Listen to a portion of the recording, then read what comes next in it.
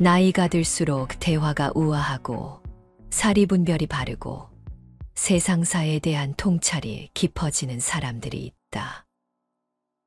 인간은 어쩔 수 없이 나이가 들면 신체는 퇴화할 수밖에 없지만 그 사람에게 풍기는 매력은 사려 깊은 말과 행동으로 귀티가 흐르는 우아한 품위가 느껴진다. 50 이후는 인생의 긴 여정에서 마주하는 또 하나의 중대한 갈림길이다.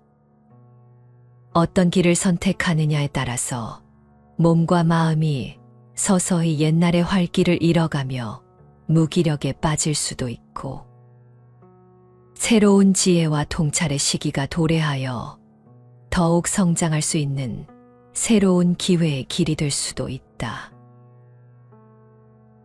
세월이 흐르면서 우리의 신체는 마치 겨울나무처럼 느리고 고요해진다.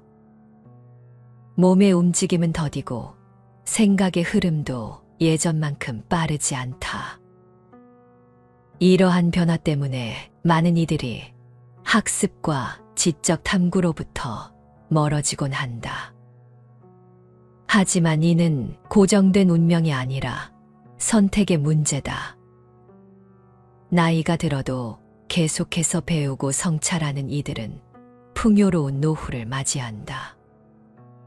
사람들은 종종 모여 과거의 영광을 회상하며 자신을 지켜 세우지만 현재의 학습은 등한시한다. 이는 마치 오래된 과거 속에 갇혀 살아가는 것과 같다. 이런 태도는 사회적으로 존경받았던 인물들조차도 보이는 경우가 있으며, 결국 그들은 변화하는 세상과의 단절로 인해 꼰대 취급을 받으며 비판의 대상이 되기도 한다. 인간이 잘 산다는 것은 단순히 오래 사는 것이 아니라 의미 있고 풍요로운 삶을 사는 것이다. 50 이후의 시기는 경쟁과 스트레스에서 점점 벗어나 삶의 깊은 만족과 포용력을 발견할 수 있는 시기이다. 그 인생은 깊은 지혜로 결실을 맺는 시간이며 후세의 길이 남을 지혜와 가르침을 전할 수 있는 기회이기도 하다. 또한 오랜 경험에 의하여 새로운 창의력과 혁신을 보여줄 수 있는 시기이기도 하다. 역사적으로 위대한 발명과 작품들은 종종 노년에 이루어진 경우가 많았다. 이는 50 이후의 삶이 새로운 창조의 기회임을 보여준다. 나이 들어 공부하는 이유의 첫 번째는 소통을 잘하기 위한 것이다. 소통이 부재하면 시대에 뒤처지고 판단력과 분별력을 잃게 된다. 눈과 귀의 신체적인 능력은 점차 쇠퇴하지만 정신적인 창의력은 자신의 의지와 노력에 따라 더욱 향상될 수 있다. 90세를 넘어 100세가 되어도 창의력과 열정을 유지하는 이들이 있다. 그 비결은 공부이다. 지속적인 배움은 노년을 귀티나게 만드는 핵심이며, 이는 마음의 젊음을 유지하고 시대와의 연결을 강화하는 데 필수적이다. 공부를 통해 50 이후의 삶은 더욱 풍부하고 의미 있는 것으로 변모한다.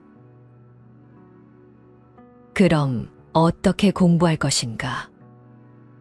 한동안 공부에서는 손을 놓았던 우리들에게 큰 도움이 될 만한 책, 거인의 노트를 소개한다.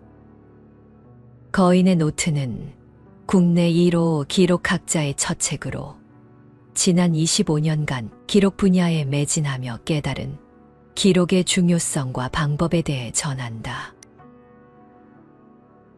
우리는 인생을 살면서 다양한 한계에 부딪힌다. 아직 자신이 원하는 일을 찾지 못했다면, 10년 가까이 회사를 다녔지만 더 이상 어떻게 성과를 내야 할지 모르겠다면 또는 아이를 키우며 반복되는 일상에 지쳐버렸거나 노년에 접어들어 은퇴를 하고 더 이상의 성장을 포기하게 되었다면 당신은 이 한계를 넘어서길 포기한 채 그저 살던 대로 살아갈 것인가? 다시 한번 인생의 변화를 꾀할 것인가? 대한민국 최초이자 최고의 기록학자 김익한 교수는 인생에서 한 번쯤 최선을 다해 성장하고 성공과 성취의 기쁨을 누리고 싶다면 기록은 지금 당장 사용할 수 있는 가장 빠르고 손쉬운 삶의 무기가 된다고 말한다. 문제로 여겼던 것이 아무것도 아닌 일이 되고 고민은 쉽게 풀린다. 기록은 한계에 부딪힌 당신이 벽을 넘어서기 위해 행하는 첫걸음이다. 이 책을 통해 내 안에 잠든 성장 가능성을 깨워줄 최고의 무기를 얻을 수 있을 것이다. 당신의 삶이 공허한 이유. 여기에 주부가 있다. 아이들을 등교시키고 배우자를 배웅하고 나니 오전 시간이 지났다. 부엌은 난장판에 산더미 같은 집안일이 기다리고 있다. 설거지를 시작한다. 설거지를 하다가 실수로 작은 접시 하나가 떨어져 깨졌다. 갑자기 눈물이 울컥 쏟아진다. 그 눈물이 뭘 의미하는지 스스로도 잘 모르겠다. 우라통이 터지는 것 같기도 하고 서러움이 복받치는 것 같기도 하다. 이런 마음이 드는 까닭은 가치 상실이 일어났기 때문이다. 특히 육아를 포함한 가사노동은 여전히 노동으로 인정받지 못하는 경우가 많다. 그래서 정말 의미 있는 생산 행위를 하는데도 자기가 하는 일에 가치를 부여하기가 쉽지 않다. 그러다 보니 인생의 가치도 의심하게 되는 것이다. 꼭 주부만의 이야기가 아니다. 집안일처럼 우리가 살면서 꼭 해야 하는 일들을 처리하다 보면 하루가 훅 가버린다. 직장에서도 중요한 일, 가치 있는 일이 아니라 잡일만 하다가 하루가 끝난다고 느낄 수 있다. 이런 나날이 지속되면 내 인생은 뭐란 말인가? 이렇게 살다 죽는 것인가 같은 불안이 쌓인다. 이 불안은 자기 자신을 탓하는 나쁜 방향으로 흐르기도 한다. 하루 종일 분주하지만 무엇을 위해 분주한 것인지 모르겠는가? 매일 열심히 사는데 그것이 나를 더 나은 삶으로 이끌지 않는 것 같은가? 일상을 정돈하고 자신만의 일상 시스템 만들기. 이럴 때 당신이 가장 먼저 해야 하는 일은 일상을 정돈하는 것이다. 내 인생에서 중요한 일과 덜 중요한 일을 구분하고 자신만의 일상 시스템을 만들어야 한다. 회사나 조직에만 시스템이 필요한 게 아니다. 삶을 체계적으로 잘 정돈하는 시스템은 일상에 큰 자유를 선사한다. 내가 사용하는 3가지 일상정돈법을 소개한다.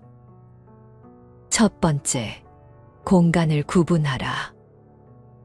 책을 좀 읽으려는데 쌓인 설거지거리와 빨랫감이 보이면 그런 일을 처리하느라 정작 하고 싶었던 독서는 뒷전이 된다. 그래서 나는 공간 나누기를 추천한다.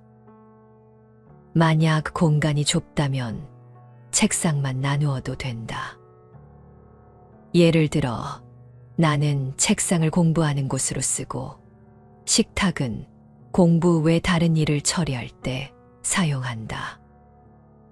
집 거실에 작은 책상을 마련해서 글쓰기나 영화 보기 등 꼭 해보고 싶었던 일을 하는 핵심 공간으로 만들어도 좋다. 두 번째, 집중 시간과 휴식 시간을 구분하라. 책을 읽기 시작했는데 집중력이 떨어질 수 있다. 그때는 벌떡 일어나서 설거지를 시작하자. 틈새 시간을 이용해서 세탁기도 돌린다. 요컨대 내 인생에서 중요하다고 생각하는 일을 중심에 두고 자투리 시간을 활용해 집안일이나 잡일을 처리하는 것이다. 나는 이것을 벌떡 습관이라고 부른다. 우리가 한 번에 집중할 수 있는 시간은 40분 남짓이다. 십수년을 번역가로 일한 김명남 작가는 자신이 개발한 KMN 작업법을 통해 40분 집중해서 일하고 20분 휴식하라고 제안한다. 각자 본인의 상황에 따라 시간을 조정해서 사용해도 좋을 것이다. 나의 경우는 45분 공부하고 15분 쉬는 것을 완전히 몸에 익혀 실천하고 있다. 몇 분이 되었든 휴식 시간을 활용해 집안일을 처리한다. 그런데 집안일을 하다 보면 거기에 빠져서 처음 계획했던 시간을 어기는 경우가 허다하다. 하지만 이때는 좀 더 단호해져야 한다.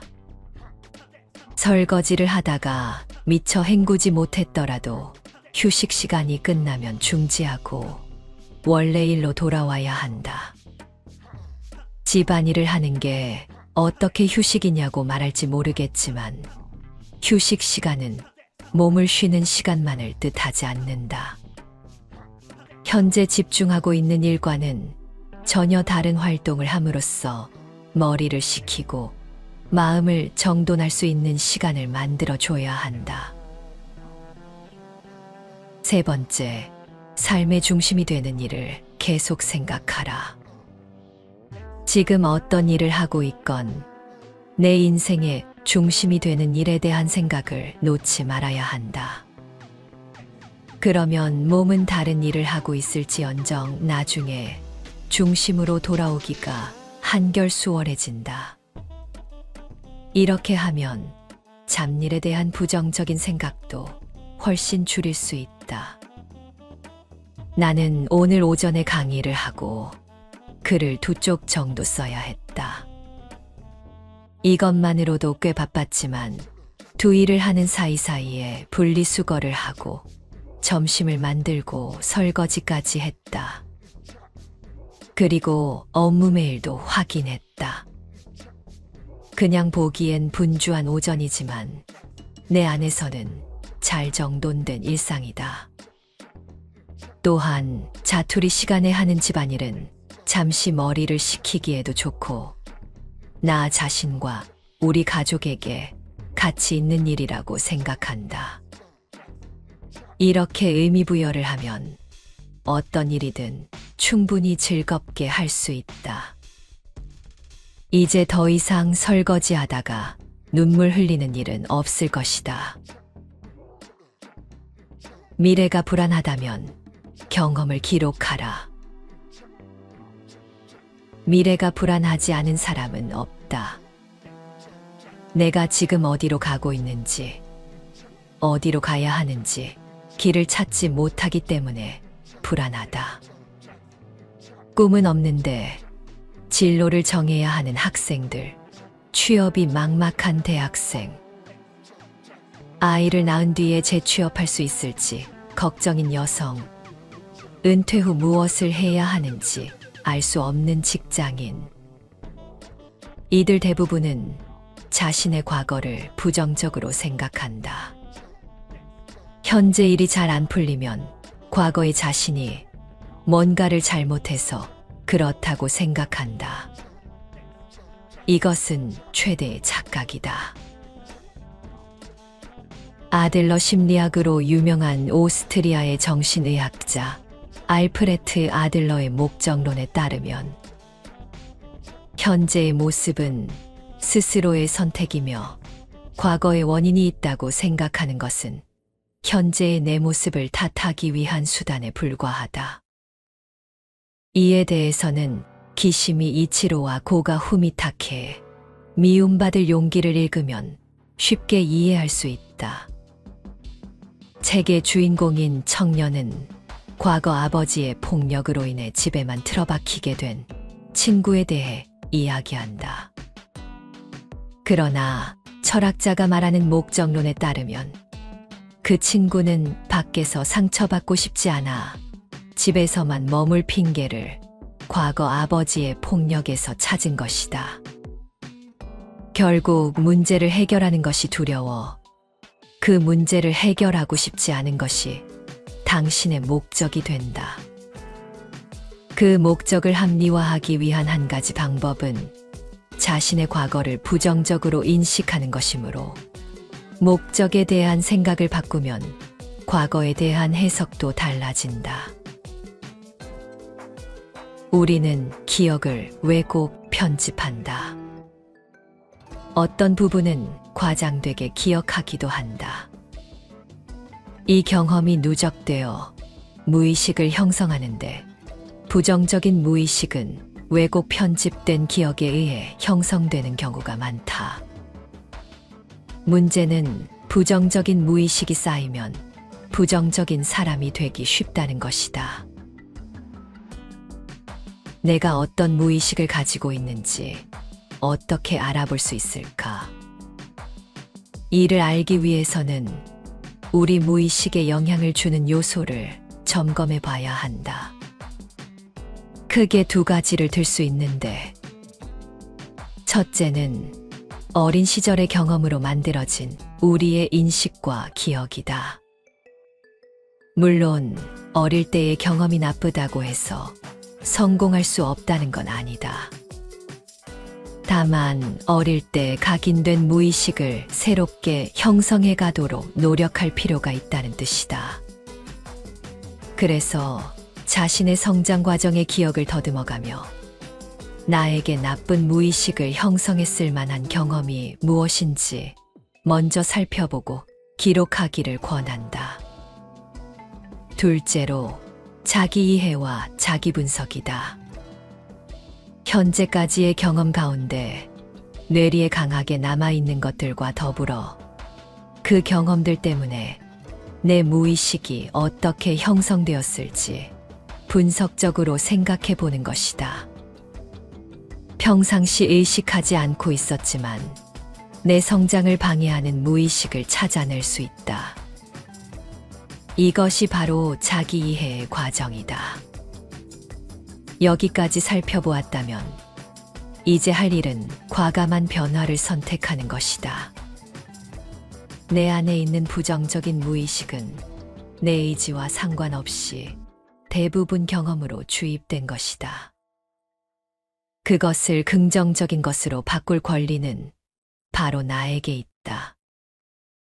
반복적으로 기록하고 선언하고 생각함으로써 백그라운드에서 작동하고 있는 무의식을 청사진처럼 긍정적으로 바꿀 수 있다. 고민된다면 생각을 기록하라. 당신은 어떤 하나의 생각을 지속적으로 한 적이 있는가? 고민이 있을 때 2시간 이상 쉬지 않고 고민한 적이 있는가? 아마 없을 것이다. 고민을 하다가도 배가 고프면 무엇을 먹을까 생각하고 그러다 다시 고민을 하고 사람들은 나 하루 종일 고민만 했어라고 말하지만 실은 줄곧 같은 생각을 오랜 시간 유지하는 사람은 거의 없다. 우리가 무언가를 고민할 때 그 시간을 자세히 뜯어보면 30초 고민하다가 끊기고 15초 고민하다 끊기고 3초 고민하다 끊기고 다시 20초 고민하다 끊기는 시기다. 그 사이에 여러 가지 생각이나 이미지가 머릿속 세계에 복합적으로 삽입된다. 고민을 하다 보면 이 생각 저 생각이 뒤섞이면서 이 고민이 애초에 왜 시작되었는지, 원인과 결과와 감정이 뒤죽박죽되어 점점 알 수 없어지는 수렁에 빠진다. 이렇다 보니 해결책을 떠올리기란 더더욱 어려워진다. 이제는 고민에 관련된 생각만을 뽑아 분류하고 기록하자. 2시간 동안 가만히 앉아서 고민해도 해결되지 않던 문제가 집중해서 기록하면 30분 만에 풀리기도 하는 놀라운 순간을 경험할 수 있을 것이다. 책을 읽고 키워드로 기록하라. 처음부터 지식과 지혜를 메모하는 것은 어렵다. 우리가 메모하기로 마음먹은 것들은 대체로 단편적인 정보일 테지만 기록 방법에 따라 정보의 수준에서 지식의 수준으로 그리고 지혜의 수준으로 발전할 수 있다. 그렇다면 구체적으로 무엇을 어떻게 기록해야 할까? 간단하다. 공부를 기록해야 한다. 공부 기록이라고 하면 어려워 보이지만 사실 우리는 이미 이것을 경험해 보았다. 학창 시절에 필기를 하고 강의를 들으며 메모하고 책을 읽고 나서 독서 노트를 써봤다면 당신은 공부를 기록한 것이다. 지식을 가장 쉽게 얻을 수 있는 방법이 책이기 때문에 나는 공부 기록을 책 기록이라고 부르기도 한다. 대부분 책을 빨리 읽고 내용을 쉽게 이해하며 잘 기억하길 바란다. 젊은 시절 하루에 18시간씩 공부했고 지금도 수십 권씩 책을 읽는 내 경험상 빨리 읽고 잘 기억하는 가장 쉬운 방법은 책에 직접 표시하면서 읽는 것이다.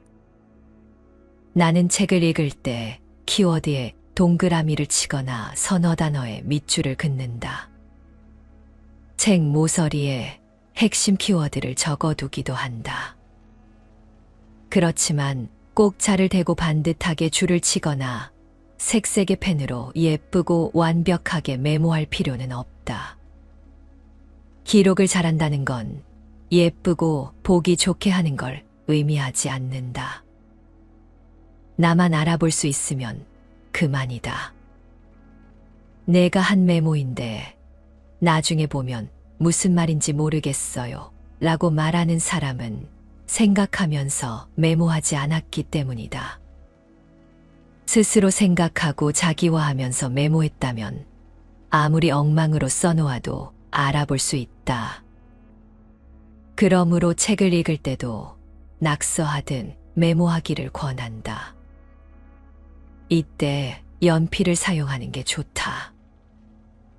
밑줄, 동그라미, 체크 표시 등을 할 수 있고 필요하다면 여백에 떠오르는 생각을 적을 수도 있다. 여백이 모자랄 때는 포스트잇을 붙이면 된다. 포스트잇이 잔뜩 붙은 책이 늘어갈 때마다 성취감과 기쁨을 느낄 수 있다. 글을 잘 쓰고 싶다면 메모 글쓰기를 하라. 글쓰기는 기록과는 때려야 뗄 수 없는 관계다. 무엇인가를 적는 것이 기록이니 당연하다. 즉, 기록의 원리를 이해하면 아주 효과적인 글쓰기 방법론을 습득할 수 있다. 글을 잘 쓰고 싶은 사람, 글쓰기를 연습하고 싶은 사람들을 위해 기록의 원리를 활용한 글쓰기 방법을 지금부터 소개한다. 하나, 누적하라. 무엇을 누적해야 할까? 첫째로, 내면의 생각이다. 내면의 생각은 스스로 꺼내어 메모하지 않으면 속에서 잠자고 있을 뿐이다. 자꾸 내 안을 들여다보면서 메모하는 습관을 붙이는 것이 기록형 인간이 글쓰기를 할 때 제일 먼저 하는 일이다. 둘째로 느낌이다. 기운이나 감정을 통칭하는데 일상을 살아가거나 일을 하면서 느끼는 바가 있을 것이다.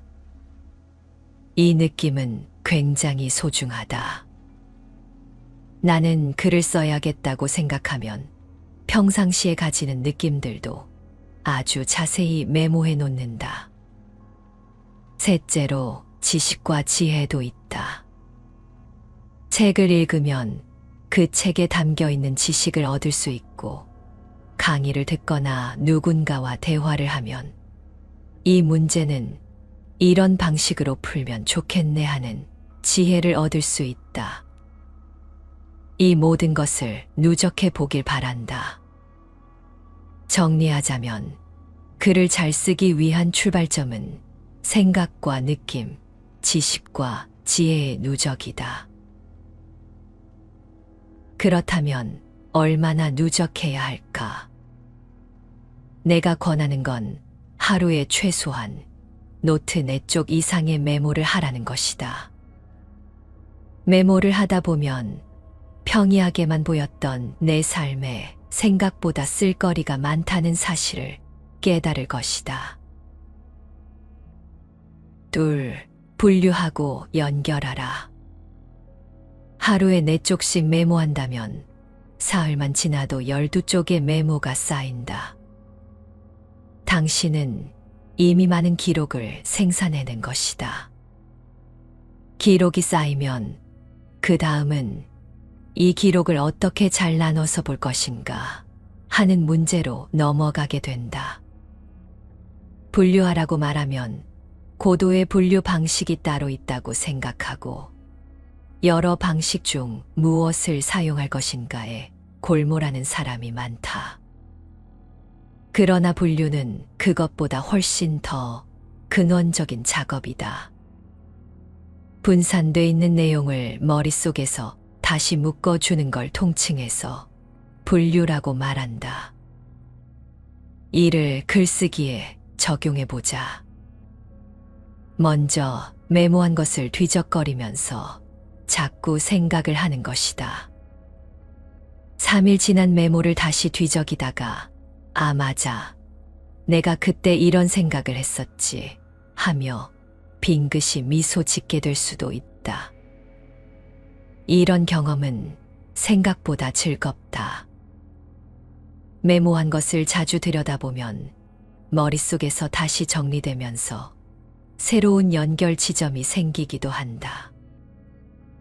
이번에 내가 메모한 것과 관련해서 글을 한번 써봐야겠는걸. 이 에피소드와 저 지식을 연관 지을 수 있겠어. 연결은 이 정도면 충분하다. 셋, 드러내라. 기록형 인간은 기록 몇 가지를 가지고 사실이나 메시지 등을 전달하는데 능하다. 나는 이것을 드러내기 글쓰기라고 부른다.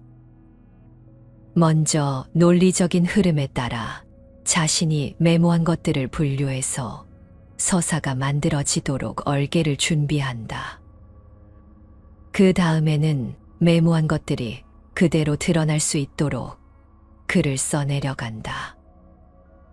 누적과 분류가 잘 이루어졌다면 저절로 써진다고 할 정도로 자연스럽게 글이 풀릴 것이다.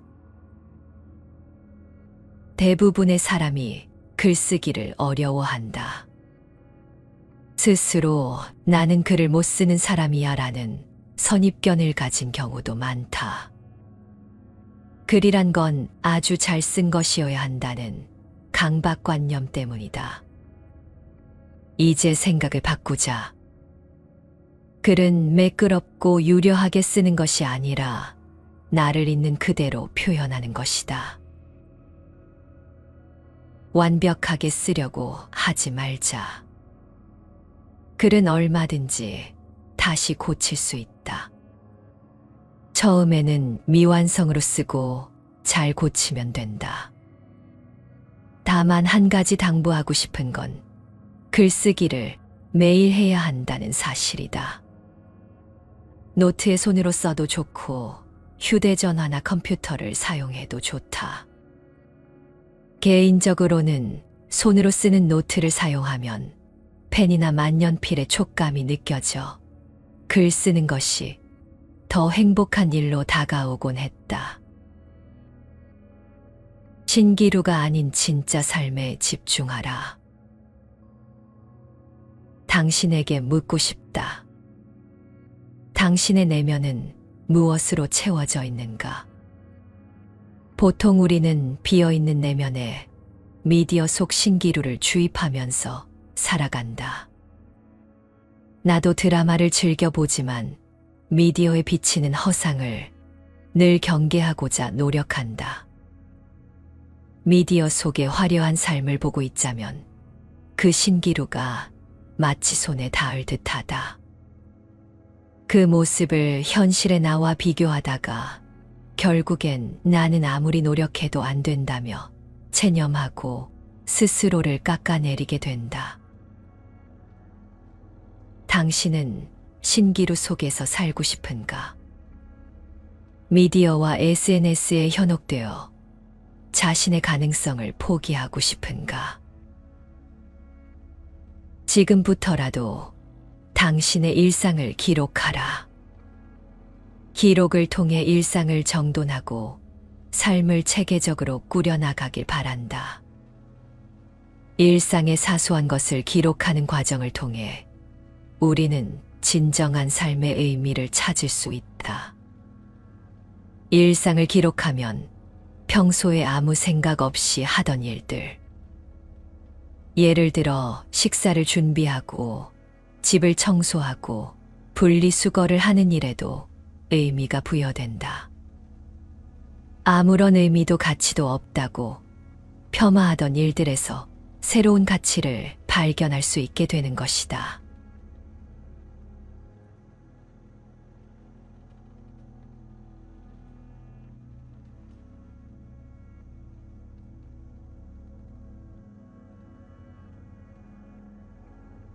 나이가 들수록 대화가 우아하고 사리분별이 바르고 세상사에 대한 통찰이 깊어지는 사람들이 있다. 인간은 어쩔 수 없이 나이가 들면 신체는 퇴화할 수밖에 없지만 그 사람에게 풍기는 매력은 사려 깊은 말과 행동으로 귀티가 흐르는 우아한 품위가 느껴진다. 50 이후는 인생의 긴 여정에서 마주하는 또 하나의 중대한 갈림길이다. 어떤 길을 선택하느냐에 따라서 몸과 마음이 서서히 옛날의 활기를 잃어가며 무기력에 빠질 수도 있고, 새로운 지혜와 통찰의 시기가 도래하여 더욱 성장할 수 있는 새로운 기회의 길이 될 수도 있다. 세월이 흐르면서 우리의 신체는 마치 겨울나무처럼 느리고 고요해진다. 몸의 움직임은 더디고 생각의 흐름도 예전만큼 빠르지 않다. 이러한 변화 때문에 많은 이들이 학습과 지적 탐구로부터 멀어지곤 한다. 하지만 이는 고정된 운명이 아니라 선택의 문제다. 나이가 들어도 계속해서 배우고 성찰하는 이들은 풍요로운 노후를 맞이한다. 사람들은 종종 모여 과거의 영광을 회상하며 자신을 지켜 세우지만 현재의 학습은 등한시한다. 이는 마치 오래된 과거 속에 갇혀 살아가는 것과 같다. 이런 태도는 사회적으로 존경받았던 인물들조차도 보이는 경우가 있으며, 결국 그들은 변화하는 세상과의 단절로 인해 꼰대 취급을 받으며 비판의 대상이 되기도 한다. 인간이 잘 산다는 것은 단순히 오래 사는 것이 아니라 의미 있고 풍요로운 삶을 사는 것이다.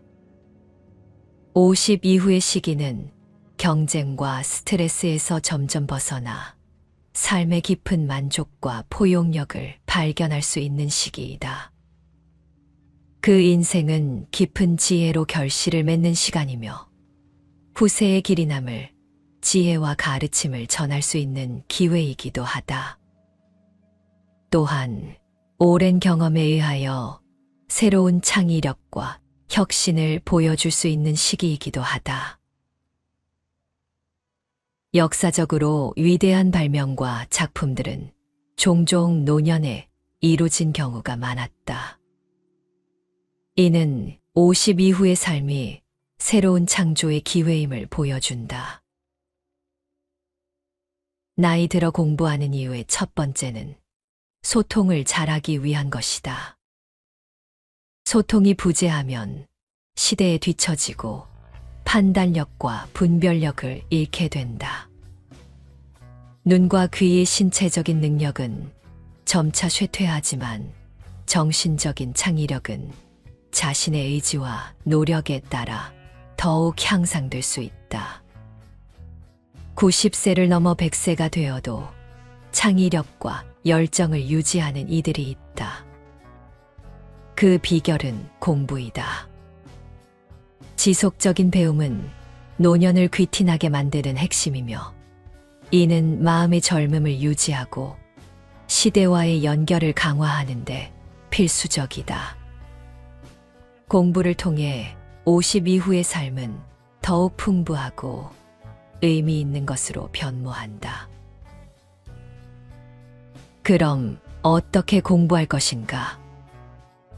한동안 공부에서는 손을 놓았던 우리들에게 큰 도움이 될 만한 책, 거인의 노트를 소개한다. 거인의 노트는 국내 1호 기록학자의 첫 책으로 지난 25년간 기록 분야에 매진하며 깨달은 기록의 중요성과 방법에 대해 전한다.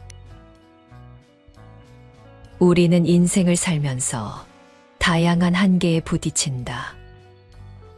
아직 자신이 원하는 일을 찾지 못했다면 10년 가까이 회사를 다녔지만 더 이상 어떻게 성과를 내야 할지 모르겠다면 또는 아이를 키우며 반복되는 일상에 지쳐버렸거나 노년에 접어들어 은퇴를 하고 더 이상의 성장을 포기하게 되었다면 당신은 이 한계를 넘어서길 포기한 채 그저 살던 대로 살아갈 것인가?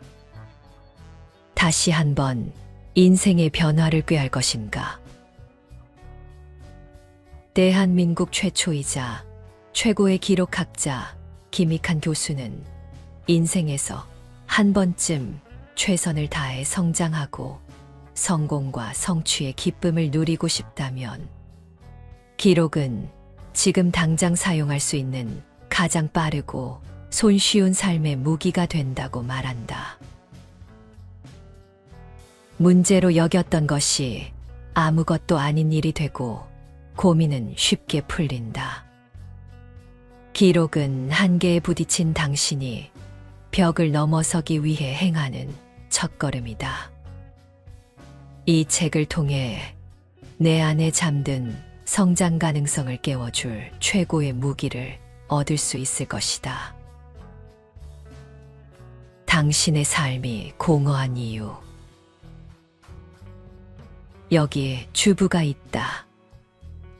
아이들을 등교시키고 배우자를 배웅하고 나니 오전 시간이 지났다. 부엌은 난장판에 산더미 같은 집안일이 기다리고 있다. 설거지를 시작한다. 설거지를 하다가 실수로 작은 접시 하나가 떨어져 깨졌다. 갑자기 눈물이 울컥 쏟아진다. 그 눈물이 뭘 의미하는지 스스로도 잘 모르겠다. 우라통이 터지는 것 같기도 하고 서러움이 복받치는 것 같기도 하다. 이런 마음이 드는 까닭은 가치 상실이 일어났기 때문이다. 특히 육아를 포함한 가사노동은 여전히 노동으로 인정받지 못하는 경우가 많다. 그래서 정말 의미 있는 생산 행위를 하는데도 자기가 하는 일에 가치를 부여하기가 쉽지 않다.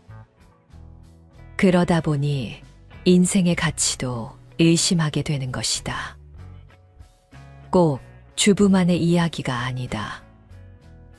집안일처럼 우리가 살면서 꼭 해야 하는 일들을 처리하다 보면 하루가 훅 가버린다.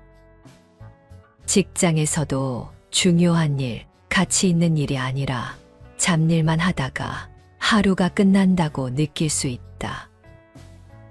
이런 나날이 지속되면 내 인생은 뭐란 말인가? 이렇게 살다 죽는 것인가 같은 불안이 쌓인다. 이 불안은 자기 자신을 탓하는 나쁜 방향으로 흐르기도 한다. 하루 종일 분주하지만 무엇을 위해 분주한 것인지 모르겠는가? 매일 열심히 사는데 그것이 나를 더 나은 삶으로 이끌지 않는 것 같은가? 일상을 정돈하고 자신만의 일상 시스템 만들기. 이럴 때 당신이 가장 먼저 해야 하는 일은 일상을 정돈하는 것이다. 내 인생에서 중요한 일과 덜 중요한 일을 구분하고 자신만의 일상 시스템을 만들어야 한다. 회사나 조직에만 시스템이 필요한 게 아니다. 삶을 체계적으로 잘 정돈하는 시스템은 일상에 큰 자유를 선사한다. 내가 사용하는 3가지 일상정돈법을 소개한다. 첫 번째, 공간을 구분하라. 책을 좀 읽으려는데 쌓인 설거지거리와 빨랫감이 보이면 그런 일을 처리하느라 정작 하고 싶었던 독서는 뒷전이 된다. 그래서 나는 공간 나누기를 추천한다.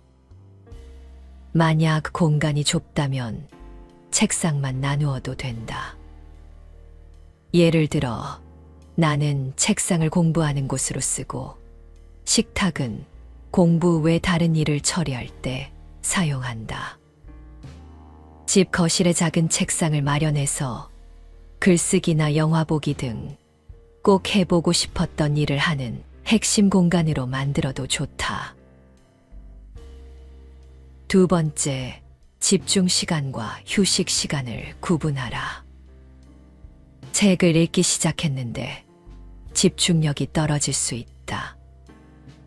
그때는 벌떡 일어나서 설거지를 시작하자. 틈새 시간을 이용해서 세탁기도 돌린다. 요컨대 내 인생에서 중요하다고 생각하는 일을 중심에 두고 자투리 시간을 활용해 집안일이나 잡일을 처리하는 것이다. 나는 이것을 벌떡 습관이라고 부른다. 우리가 한 번에 집중할 수 있는 시간은 40분 남짓이다. 10수년을 번역가로 일한 김명남 작가는 자신이 개발한 KMN 작업법을 통해 40분 집중해서 일하고 20분 휴식하라고 제안한다. 각자 본인의 상황에 따라 시간을 조정해서 사용해도 좋을 것이다. 나의 경우는 45분 공부하고 15분 쉬는 것을 완전히 몸에 익혀 실천하고 있다.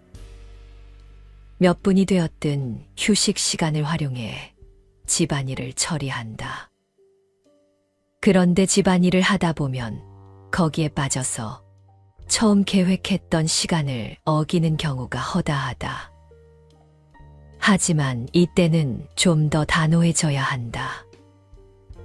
설거지를 하다가 미처 헹구지 못했더라도 휴식 시간이 끝나면 중지하고 원래 일로 돌아와야 한다. 집안일을 하는 게 어떻게 휴식이냐고 말할지 모르겠지만 휴식 시간은 몸을 쉬는 시간만을 뜻하지 않는다. 현재 집중하고 있는 일과는 전혀 다른 활동을 함으로써 머리를 식히고 마음을 정돈할 수 있는 시간을 만들어 줘야 한다.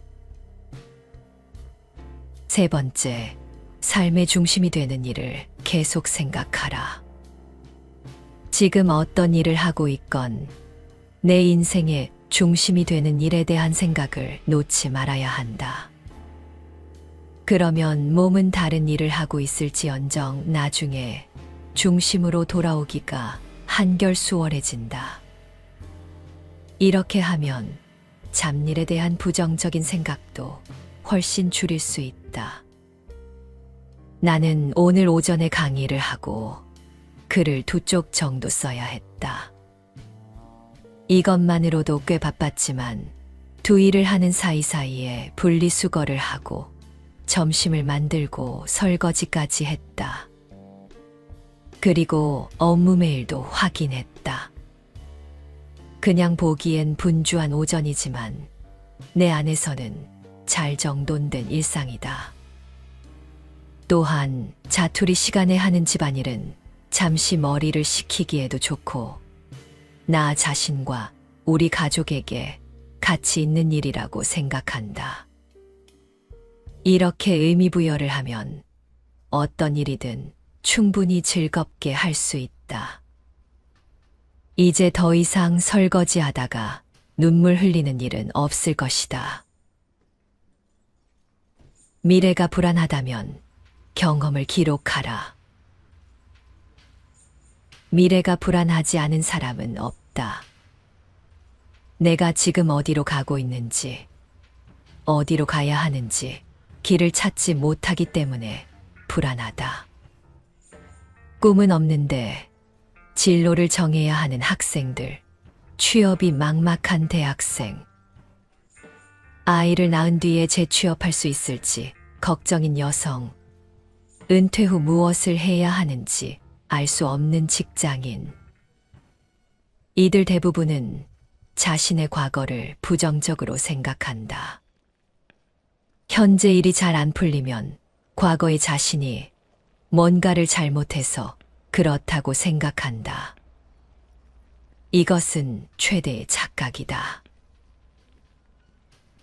아들러 심리학으로 유명한 오스트리아의 정신의학자 알프레트 아들러의 목적론에 따르면 현재의 모습은 스스로의 선택이며 과거의 원인이 있다고 생각하는 것은 현재의 내 모습을 탓하기 위한 수단에 불과하다. 이에 대해서는 기시미 이치로와 고가 후미타케의 미움받을 용기를 읽으면 쉽게 이해할 수 있다. 책의 주인공인 청년은 과거 아버지의 폭력으로 인해 집에만 틀어박히게 된 친구에 대해 이야기한다. 그러나 철학자가 말하는 목적론에 따르면 그 친구는 밖에서 상처받고 싶지 않아 집에서만 머물 핑계를 과거 아버지의 폭력에서 찾은 것이다. 결국 문제를 해결하는 것이 두려워 그 문제를 해결하고 싶지 않은 것이 당신의 목적이 된다. 그 목적을 합리화하기 위한 한 가지 방법은 자신의 과거를 부정적으로 인식하는 것이므로 목적에 대한 생각을 바꾸면 과거에 대한 해석도 달라진다. 우리는 기억을 왜곡 편집한다. 어떤 부분은 과장되게 기억하기도 한다. 이 경험이 누적되어 무의식을 형성하는데 부정적인 무의식은 왜곡 편집된 기억에 의해 형성되는 경우가 많다. 문제는 부정적인 무의식이 쌓이면 부정적인 사람이 되기 쉽다는 것이다. 내가 어떤 무의식을 가지고 있는지 어떻게 알아볼 수 있을까? 이를 알기 위해서는 우리 무의식에 영향을 주는 요소를 점검해 봐야 한다. 크게 두 가지를 들 수 있는데, 첫째는 어린 시절의 경험으로 만들어진 우리의 인식과 기억이다. 물론 어릴 때의 경험이 나쁘다고 해서 성공할 수 없다는 건 아니다. 다만 어릴 때 각인된 무의식을 새롭게 형성해 가도록 노력할 필요가 있다는 뜻이다. 그래서 자신의 성장 과정의 기억을 더듬어가며 나에게 나쁜 무의식을 형성했을 만한 경험이 무엇인지 먼저 살펴보고 기록하기를 권한다. 둘째로, 자기 이해와 자기 분석이다.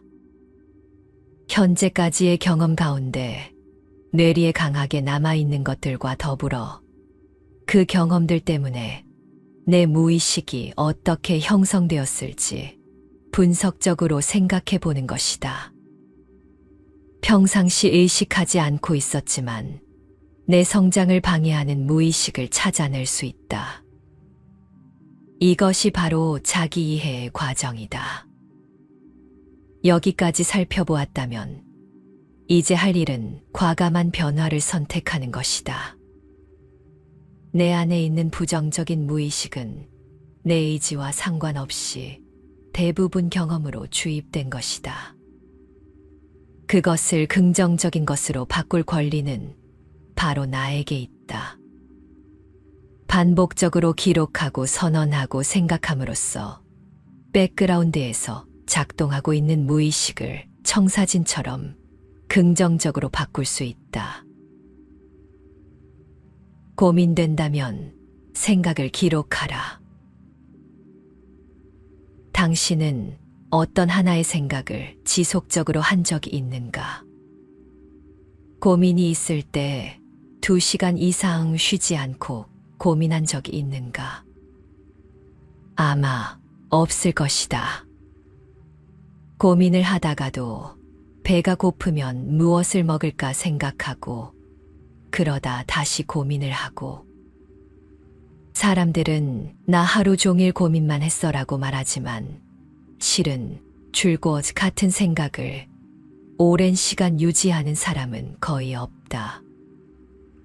우리가 무언가를 고민할 때 그 시간을 자세히 뜯어보면 30초 고민하다가 끊기고 15초 고민하다 끊기고 3초 고민하다 끊기고 다시 20초 고민하다 끊기는 시기다. 그 사이에 여러 가지 생각이나 이미지가 머릿속 세계에 복합적으로 삽입된다. 고민을 하다 보면 이 생각 저 생각이 뒤섞이면서 이 고민이 애초에 왜 시작되었는지 원인과 결과와 감정이 뒤죽박죽되어 점점 알 수 없어지는 수렁에 빠진다. 이렇다 보니 해결책을 떠올리기란 더더욱 어려워진다. 이제는 고민에 관련된 생각만을 뽑아 분류하고 기록하자. 2시간 동안 가만히 앉아서 고민해도 해결되지 않던 문제가 집중해서 기록하면 30분 만에 풀리기도 하는 놀라운 순간을 경험할 수 있을 것이다. 책을 읽고 키워드로 기록하라. 처음부터 지식과 지혜를 메모하는 것은 어렵다. 우리가 메모하기로 마음먹은 것들은 대체로 단편적인 정보일 테지만 기록 방법에 따라 정보의 수준에서 지식의 수준으로 그리고 지혜의 수준으로 발전할 수 있다. 그렇다면 구체적으로 무엇을 어떻게 기록해야 할까? 간단하다. 공부를 기록해야 한다. 공부 기록이라고 하면 어려워 보이지만 사실 우리는 이미 이것을 경험해 보았다. 학창 시절에 필기를 하고 강의를 들으며 메모하고 책을 읽고 나서 독서 노트를 써봤다면 당신은 공부를 기록한 것이다. 지식을 가장 쉽게 얻을 수 있는 방법이 책이기 때문에 나는 공부 기록을 책 기록이라고 부르기도 한다. 대부분 책을 빨리 읽고 내용을 쉽게 이해하며 잘 기억하길 바란다. 젊은 시절 하루에 18시간씩 공부했고 지금도 수십 권씩 책을 읽는 내 경험상 빨리 읽고 잘 기억하는 가장 쉬운 방법은 책에 직접 표시하면서 읽는 것이다. 나는 책을 읽을 때 키워드에 동그라미를 치거나 서너 단어의 밑줄을 긋는다. 책 모서리에 핵심 키워드를 적어두기도 한다. 그렇지만 꼭 자를 대고 반듯하게 줄을 치거나 색색의 펜으로 예쁘고 완벽하게 메모할 필요는 없다. 기록을 잘한다는 건 예쁘고 보기 좋게 하는 걸 의미하지 않는다. 나만 알아볼 수 있으면 그만이다. 내가 한 메모인데 나중에 보면 무슨 말인지 모르겠어요 라고 말하는 사람은 생각하면서 메모하지 않았기 때문이다. 스스로 생각하고 자기화하면서 메모했다면 아무리 엉망으로 써놓아도 알아볼 수 있다. 그러므로 책을 읽을 때도 낙서하든 메모하기를 권한다. 이때 연필을 사용하는 게 좋다.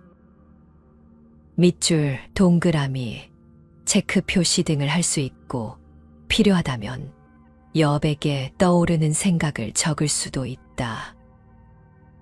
여백이 모자랄 때는 포스트잇을 붙이면 된다. 포스트잇이 잔뜩 붙은 책이 늘어갈 때마다 성취감과 기쁨을 느낄 수 있다. 글을 잘 쓰고 싶다면 메모 글쓰기를 하라. 글쓰기는 기록과는 때려야 뗄 수 없는 관계다. 무엇인가를 적는 것이 기록이니 당연하다. 즉, 기록의 원리를 이해하면 아주 효과적인 글쓰기 방법론을 습득할 수 있다.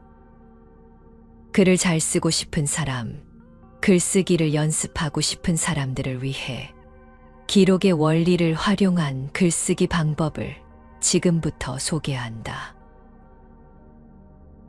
하나, 누적하라. 무엇을 누적해야 할까? 첫째로, 내면의 생각이다. 내면의 생각은 스스로 꺼내어 메모하지 않으면 속에서 잠자고 있을 뿐이다. 자꾸 내 안을 들여다보면서 메모하는 습관을 붙이는 것이 기록형 인간이 글쓰기를 할 때 제일 먼저 하는 일이다. 둘째로, 느낌이다. 기운이나 감정을 통칭하는데 일상을 살아가거나 일을 하면서 느끼는 바가 있을 것이다. 이 느낌은 굉장히 소중하다. 나는 글을 써야겠다고 생각하면 평상시에 가지는 느낌들도 아주 자세히 메모해 놓는다. 셋째로, 지식과 지혜도 있다. 책을 읽으면 그 책에 담겨 있는 지식을 얻을 수 있고, 강의를 듣거나 누군가와 대화를 하면 이 문제는 이런 방식으로 풀면 좋겠네 하는 지혜를 얻을 수 있다. 이 모든 것을 누적해 보길 바란다. 정리하자면 글을 잘 쓰기 위한 출발점은 생각과 느낌, 지식과 지혜의 누적이다. 그렇다면 얼마나 누적해야 할까? 내가 권하는 건 하루에 최소한 노트 4쪽 이상의 메모를 하라는 것이다. 메모를 하다 보면 평이하게만 보였던 내 삶에 생각보다 쓸거리가 많다는 사실을 깨달을 것이다. 둘, 분류하고 연결하라. 하루에 4쪽씩 메모한다면 사흘만 지나도 12쪽의 메모가 쌓인다. 당신은 이미 많은 기록을 생산해낸 것이다. 기록이 쌓이면 그 다음은 이 기록을 어떻게 잘 나눠서 볼 것인가 하는 문제로 넘어가게 된다. 분류하라고 말하면 고도의 분류 방식이 따로 있다고 생각하고 여러 방식 중 무엇을 사용할 것인가에 골몰하는 사람이 많다. 그러나 분류는 그것보다 훨씬 더 근원적인 작업이다. 분산돼 있는 내용을 머릿속에서 다시 묶어주는 걸 통칭해서 분류라고 말한다. 이를 글쓰기에 적용해보자. 먼저 메모한 것을 뒤적거리면서 자꾸 생각을 하는 것이다. 3일 지난 메모를 다시 뒤적이다가 아 맞아. 내가 그때 이런 생각을 했었지 하며 빙긋이 미소 짓게 될 수도 있다. 이런 경험은 생각보다 즐겁다.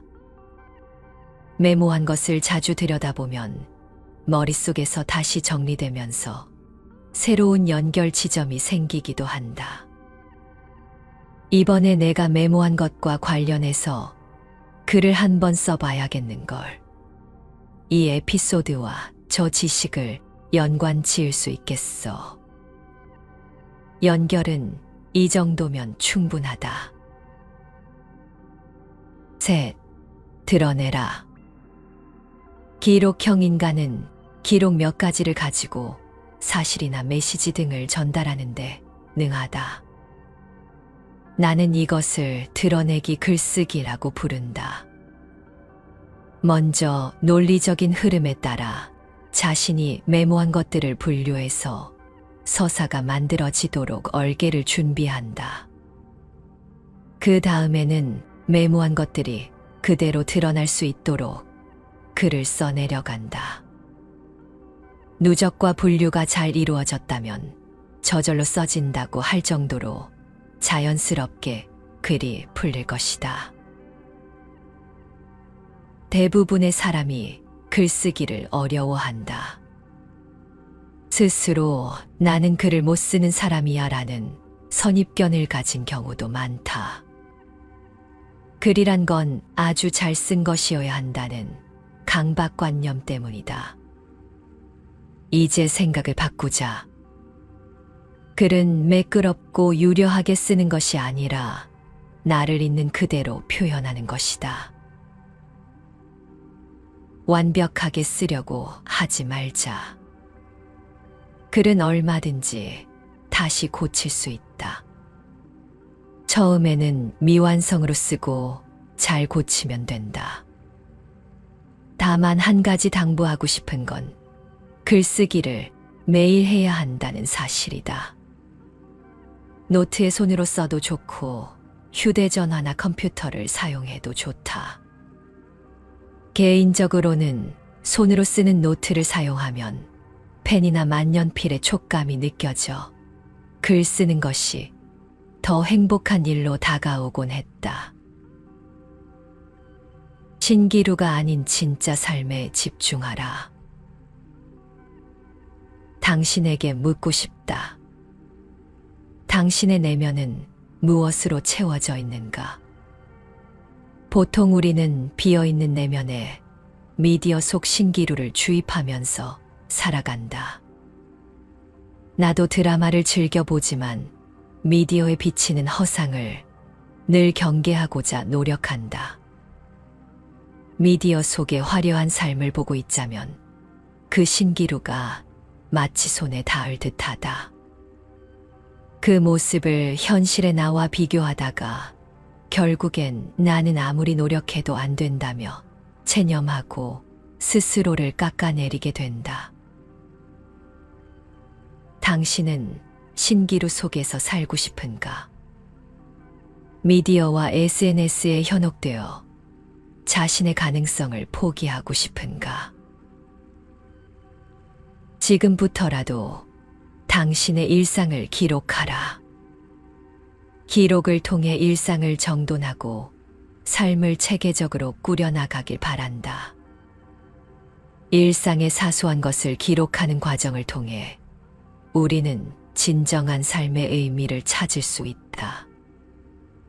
일상을 기록하면 평소에 아무 생각 없이 하던 일들, 예를 들어 식사를 준비하고 집을 청소하고 분리수거를 하는 일에도 의미가 부여된다.